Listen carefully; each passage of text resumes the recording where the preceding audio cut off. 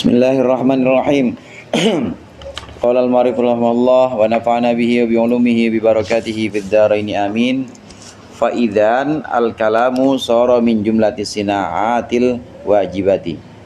Kalau begitu, maka ilmu kalam sara min jumlati sinaatil wajibati itu termasuk bagian satu perbuatan atau satu produk yang wajib alal kifayati, wajibnya itu wajib kifayah.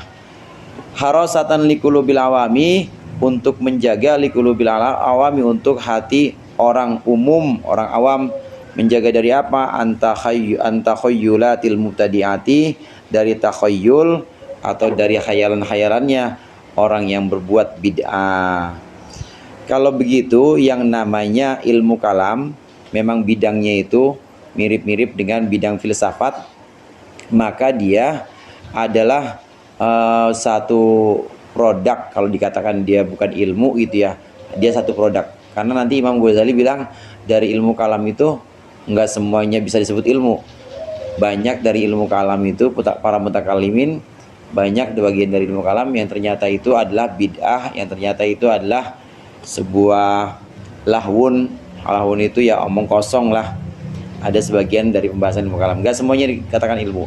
Nah, kalaupun dikatakan ilmu, maka ilmu yang dimaksud dalam kalam, pembahasan kalam ini adalah ilmu yang menjaga orang awam dari tahayyul, yang menjaga orang awam dari kesesatan-kesesatan yang dilakukan oleh ahli bid'ah.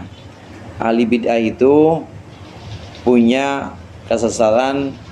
Contoh misalnya ahli bid'ah menganggap bahwa Allah itu punya jisim misalnya. Ini kan udah bid'ah. Allah itu ada di atas arasy. Atas aja, kalau atas. Atas itu kan udah tempat berarti. Nah, kalau dipahami dengan itu semua, maka itu namanya satu pemahaman bid'ah yang tidak pernah ada pada masa Rasulullah, tidak pernah ada pada masa para sahabat. Dia mengartikan itu sebagai tempat. Orang awam ini bisa terkecoh nih dengan pendapat-pendapat seperti ini, bahwa Allah ada di suatu tempat, bahwa Allah punya bentuk. Orang awam bisa terkecoh. Untuk menjaga pemahaman orang awam ini, maka mutakallimin diperlukan. Ulama-ulama ilmu kalam dan ilmu kalam ini itu sendiri juga diperlukan untuk menjaga orang awam jangan sampai terjerumus kepada keyakinan-keyakinan ahli bid'ah, keyakinan-keyakinan yang memang salah dan tidak pernah diajarkan oleh Rasulullah, tidak pernah diajarkan oleh para sahabat. Para sahabat itu lebih banyak diam dan yakin, tapi dalam keyakinan yang penuh, dalam keyakinan yang benar-benar kuat para sahabat.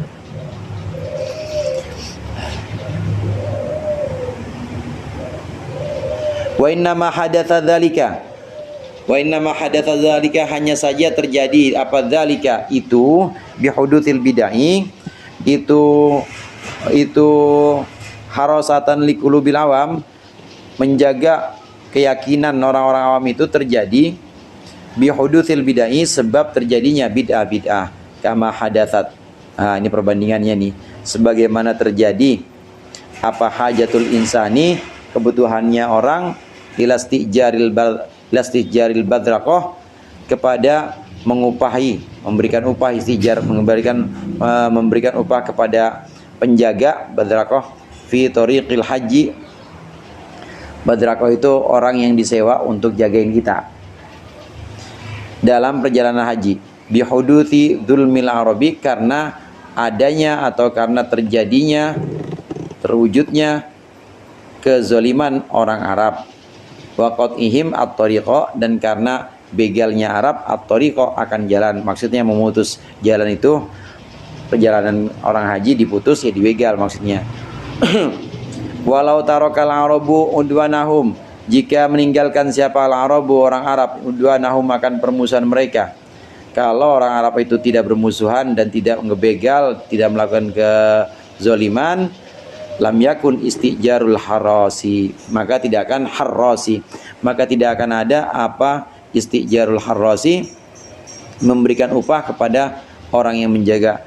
Tidak ada min syurutil tariqil haji, sebagian dari syarat perjalanan haji. Syarat haji itu diantaranya kan aman, yaitu amnus safar atau amannya perjalanan. Itu syarat haji. Kalau itu tidak memenuhi syarat, maka tidak wajib haji udah. Di antaranya syarat haji itu kan istitoah, mampu. Istitoah, mampu. Ya, syarat-syarat yang umum pada ibadah lainnya lah Islam, kemudian balik, ya berakal. Kemudian istitoah. Istitoah itu artinya mampu. Kemudian ada amnus safar atau amnut torik, amannya perjalanan. Kalau ternyata syarat satu ini tidak terpenuhi, maka nggak wajib haji udah. Nah, saat itu pernah terjadi orang-orang haji itu untuk berjalan menuju Mekah, untuk berjalan menuju Tanah Haram. Ini di tengah jalan ada begal. Di tengah jalan ada orang-orang Arab yang memang tahu dia musim haji, orang pada bawa duit banyak, maka dibegal. Untuk menghindari ini, menghindari begal, maka orang-orang haji itu kemudian bayar orang, badrakoh, bayar orang untuk jaga perjalanan mereka. Apakah orang yang menjaga ini termasuk syarat haji? Apakah orang yang jaga ini termasuk kemuliaannya bisa ngikut dengan kemuliaan orang haji? Nah, itu lihat-lihat. Iya, dia bisa ngikut kemuliaan orang haji karena dia adalah untuk mewujudkan syarat amnut torik, keamanan haji, keamanan jalan dalam perjalanan menuju Tanah Haram. Dia bisa mulia. Nah, tapi andai saja tidak ada pembegalan, andai saja tidak ada orang Arab yang memang iseng, jemaah haji dibegal-begalin, maka nggak bakal ada itu yang namanya istijarul badrakoh atau ngasih upah buat penjaga, itu nggak ada. Artinya sifatnya itu aksidental. Penjaga itu sifatnya aksidental, dia jadi mulia ya karena ada kegunaan manfaat untuk mewujudkan perjalanan haji, untuk menjaga orang-orang yang ada pada haji. Mutakallimin dengan ilmu kalamnya ini juga berguna dan bermanfaat. Untuk apa? Untuk menjaga akidah orang awam.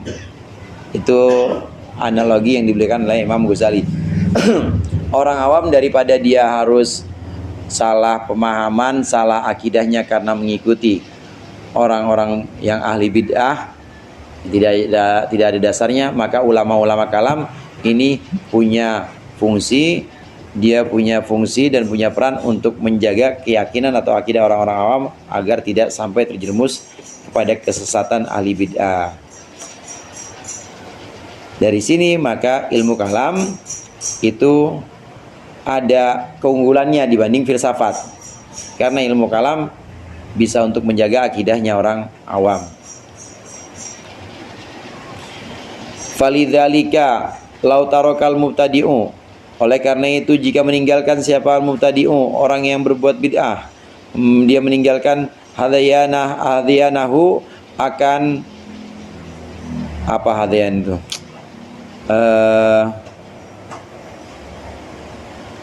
Ajaran-ajaran atau akan kesesatan-kesesatan yang mubtadi.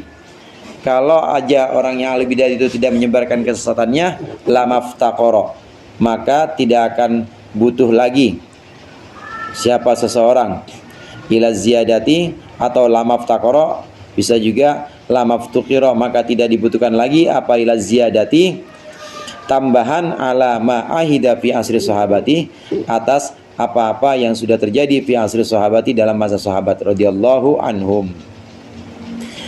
Andai saja tidak terjadi bid'ah-bid'ah, tidak terjadi pemahaman tajsim mujassimah, kemudian tidak terjadi pemahaman seperti Mu'tazilah yang menganggap Al-Quran itu huduts, Mu'tazilah yang menganggap bahwa Allah itu wajib memasukkan orang iman ke surga. Andai saja tidak terjadi itu, maka nggak perlu ada ilmu kalam sebagaimana di masa sahabat. Ilmu kalam ada itu sebagai satu reaksi dari munculnya bid'ah-bid'ah, dari munculnya kesesatan-kesesatan pada masa setelah sahabat, yaitu tabi'in ke bawah seterusnya. Andai adem ayem aja seperti masa sahabat, maka tidak perlu ada ilmu kalam. Ilmu kalam reaksi dari aksi yang dilakukan oleh orang-orang yang melakukan bid'ah. Falya'lam al-mutakallimu haddahu, maka hendaklah mengetahui siapa al-mutakallimu, ahli kalam, haddahu akan batasannya minad dini dari agama. Wa anna mauqi'ahu minhu, dan sungguhnya posisi mutakallim minhu dari agama itu mauqi'ul harisi, seperti posisi atau kedudukannya orang yang menjaga fi tariqil haji, dalam perjalanan haji. Fa idza tajarrada, maka ketika nganggur, tajarrada itu maksudnya sepi, siapa al harisu, penjaga, lil harasati, untuk menjaga, lam yakun min jumlatil haji, maka dia tidak termasuk kelompok atau rombongan haji, tidak termasuk haji, pelaksanaan haji. Wal mutakallimu, begitu juga ahlu kalam, idza tajarrada, ketika dia sepi, siapa mutakallim, lil munadharati wal mudafaati, dari munadharah, diskusi, dan juga dari bantah-bantahan. Walam yasluk, dan tidak meniti, tidak berjalan siapa mutakallim thariqul akhirati, akan jalan akhirat. Walam yastagil, dan tidak juga sibuk bita'ahudil qalbi, dengan mempersiapkan hati, wasolahihi, dan memperbagus hati, lam yakun min jumlati ulama'iddin aslan, maka mutakallim itu tidak termasuk ulama agama sama sekali.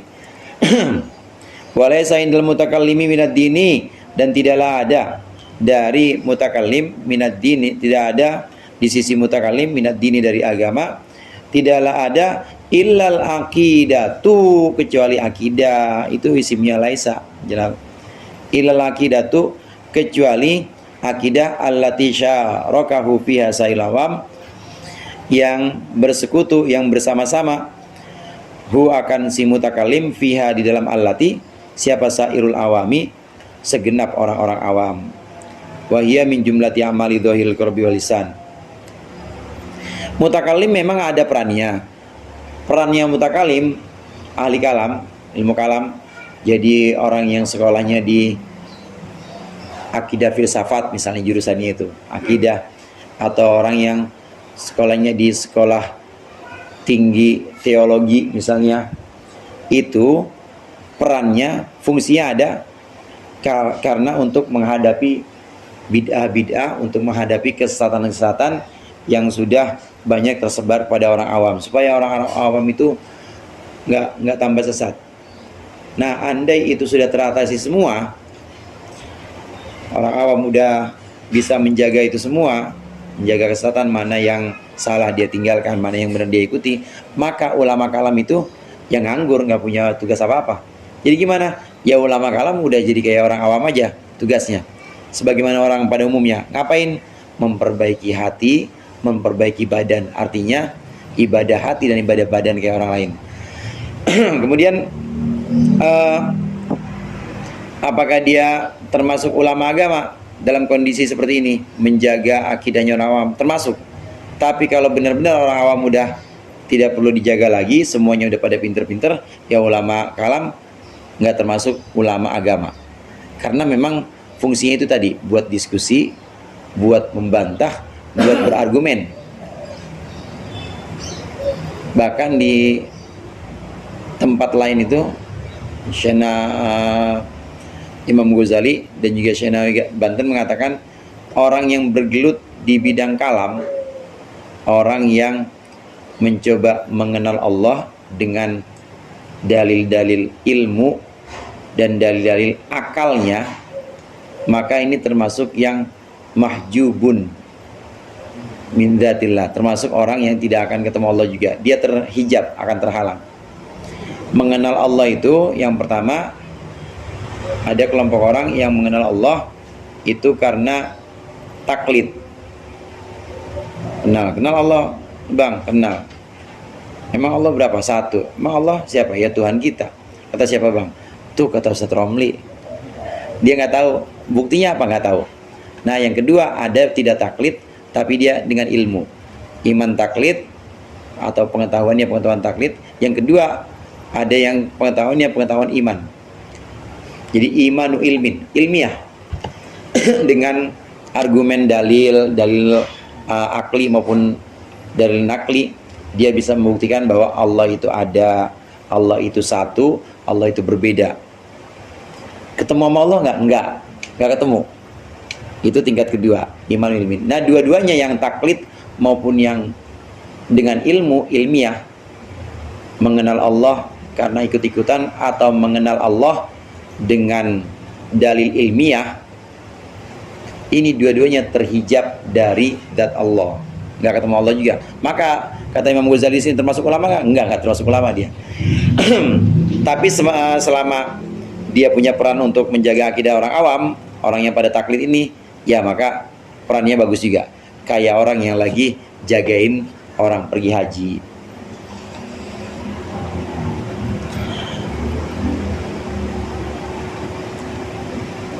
Wa innama yatamayyazu anil ammi, hanyalah saja berbeda siapa mutakallim anil ammi dari orang-orang awam, bisunnatil mujadalati, karena kebiasaan atau karena pekerjaan mujadalah, yaitu berbantah-bantahan. Mujadalah itu wal harasati, dan menjaga. Bedanya dengan orang awam, ini mutakallim memang dia berdiskusi, dia berargumentasi, dan dia menjaga keyakinan orang awam yang pada taklid itu. Tapi dua-duanya sama-sama mahjub, sama-sama terhijab dari Allah. Yang taklid ya terhijab dengan kebodohannya, yang mutakallim ini terhijab dengan ilmunya. Jadi ilmu itu bisa jadi hijab juga, saudara. Meskipun ilmu nurun, ilmu itu cahaya, tapi tetap cahaya itu bisa jadi hijab juga. Allah itu terhijab bahkan oleh 70.000 cahaya. Terhijabnya bukan oleh kegelapan, oleh cahaya. Ngelihat ini terang, ngelihat ilmu terang juga, ngelihat karomah terang juga, ngelihat kehebatan terang juga. Padahal itu masih berlapis-lapis di situ. Nah, orang yang terpana atau terlena dengan itu terhijab semua.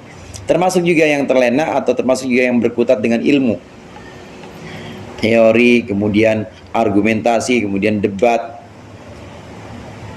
itu juga akan terhijab, tidak akan mengenal Allah. Tapi imannya terima nggak? Terima sama Allah. Allah kan syakur. Syakur itu pokoknya Allah itu gampang terima, imannya tetap terima. Taklid aja diterima kok. Cuma dosa kalau nggak mau ngaji. Dosanya orang taklid itu karena dia nggak mau cari tahu, nggak mau ngaji. Tapi imannya terima nggak? Terima. Fama ma'rifatullahi ta'ala wa sifatihi, adapun mengenal Allah Ta'ala dan mengenal sifatnya, wa af'alihi, dan perbuatan Allah, wa jami'i ma asyarna ilaihi, dan mengenal seluruh perkara yang kami syaratkan ilaihi kepada ma fi ilmil mukasyafati, dalam ilmu mukasyafah, fala yahsulu, maka itu tidak akan hasil, tidak akan terjadi, min ilmil kalami, dari ilmu kalam. Bal yakunu, itu dikatakan nih sama Imam Ghazali, bal yakunu, bal yakadu, bahkan hampir-hampir, ayyakunal kalamu, jadi ilmu kalam itu hampir jadi hijaban, sebagai hijab penghalang alaihi, atas mutakallim, wa mani'an, dan juga sebagai pencegah anhu, dari mutakallim. Wa innamal wusulu ilaihi, dan hanyalah sampai ilaihi kepada Allah, bil mujahadati, itu dengan mujahadah.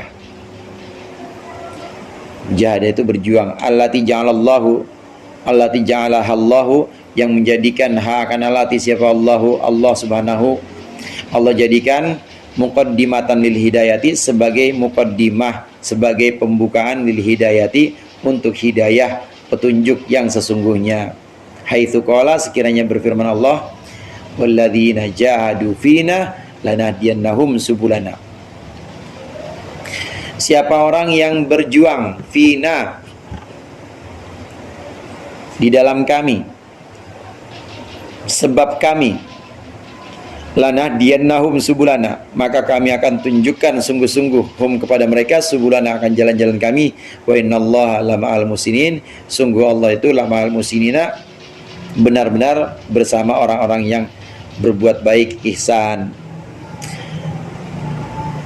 Ilmu kalam yang isinya itu tentang wujud, kidam, bako, itu ilmu kalam. Kemudian ilmu kalam yang isinya itu tentang bagaimana membuktikan mukjizat, bagaimana kita mengimani mukjizat, caranya bagaimana, bahwa mukjizat itu bagian dari perkara mungkin secara akal. Kemudian semua yang mungkin itu di sisi Allah itu pasti Allah kuasa. Karena yang namanya wujud itu dibagi menjadi tiga. Ada wujud wajib, ada wujud mungkin, ada wujud mustahil. Mujizat termasuk wujud yang mungkin. Maka iman kepada mujizat adalah mudah karena itu mungkin semua. Nah, memang begini-gini nih. Ini semua pembahasan ilmu kalam. Dengan itu tidak akan wusul, tidak akan sampai. Tidak akan sampai kita benar-benar mengenal Allah hanya dengan ilmu kalam. Jadi bagaimana? Ya, orang yang bergelut dengan ilmu kalam harus juga belajar tasawuf yang nanti di sini disebut sebagai ilmu mukasyafah, yaitu ilmu di mana Allah menyingkapkan hakikat-hakikat. Sebagian hakikatnya Allah singkapkan kepada orang yang memang meniti jalan ini, yaitu jalan tasawuf. Kalau sudah seperti itu, maka orang yang meniti jalan ini akan benar-benar ditunjukkan hidayah. Hidayah yang dimaksud di sini hidayah beneran ya, bukan hidayah muqaddimatul hidayah, pembukaan baru itu, pembukaan hidayah, tapi hidayah yang hakiki. Artinya hidayah yang hakiki itu hidayah untuk benar-benar mengenal Allah dengan hati, bukan dengan ilmu. Pembukaannya itu mengenal Allah dengan hati, bukan dengan ilmu.